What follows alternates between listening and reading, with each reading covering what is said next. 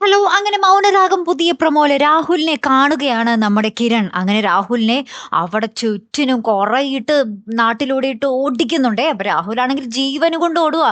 നമ്മുടെ ബകാസുരനെ നമ്മുടെ കിരണിന്റെ കയ്യിലെങ്ങാനും കിട്ടിയാ പിന്നെ തീർന്നല്ലോ. പക്ഷേ നമ്മുടെ കിരണും നമ്മുടെ രതീഷും കൂടെ രാഹുലിനെ പിടിച്ച് കെട്ടി ഒരു പരുവമാക്കി അവിടെ ഇടുന്നുണ്ട്. എന്നിട്ട് പറയുന്നുണ്ട്, "നീ എന്റെ കല്യാണി ഇല്ലാതാക്കാൻ നോക്കിയല്ലേടാ, നിന്നെ കെട്ടി ഞാൻ തരാടാ." എന്നിട്ട് രതീഷിനോട് പറയുന്നുണ്ട്, "രതീഷേ കാർ എടുത്തിട്ട് വാ.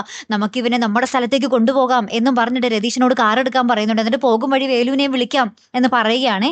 അപ്പുറത്ത് നമ്മുടെ പ്രകാശനാണെങ്കിലും നമ്മുടെ കാർത്തികയുടെ അടുത്ത് പറയുന്നുണ്ട്, "എനിക്ക് ഒരു പ്രാവശ്യം അറ്റാക്ക് വന്നത് കൊണ്ടാണോ നിങ്ങൾ എന്നോട് എന്തെങ്കിലും മറച്ചു വെക്കുന്നത്? എനിക്ക് എന്തെങ്കിലും സംഭവിച്ചാലോ എന്ന് കരുതി. എന്താ പറ്റിയത്? എല്ലാ മക്കളും എന്താ ഇത്ര തിരക്ക്? എനിക്ക് മനസ്സിലാകുന്നില്ലല്ലോ." രതീഷിനെ വിളിച്ചിട്ടും തിരിച്ചു വിളിക്കാന്ന് പറയല്ലാതെ അവനും ഒന്നും പറഞ്ഞില്ല. "എന്താ പറ്റിയെന്നൊന്ന് പറ മോളെ" എന്നൊക്കെ നമ്മുടെ പ്രകാശൻ കാർത്തികയുടെ അടുത്ത് ചോദിക്കും. അപ്പൊ കാർത്തിക ഒന്നും പറയുന്നില്ലാട്ടോ. അച്ഛന് താങ്ങാൻ പറ്റില്ലാന്ന് കാർത്തികയ്ക്ക് നല്ലോണം അറിയാം അല്ലേ. ലാസ്റ്റ് നമ്മുടെ രാഹുലിനെ 3 പേരും കൂടെ വേലുവും, രതീഷും, കിരണും കൂടിയിട്ട് അടിച്ചിട്ട് പെരുമാറുന്ന ഒരു കിടിലൻ രംഗങ്ങൾ തന്നെയാട്ടോ കൂട്ടുകാരെ നമുക്ക് കാണുവാൻ സാധിക്കുന്നത്.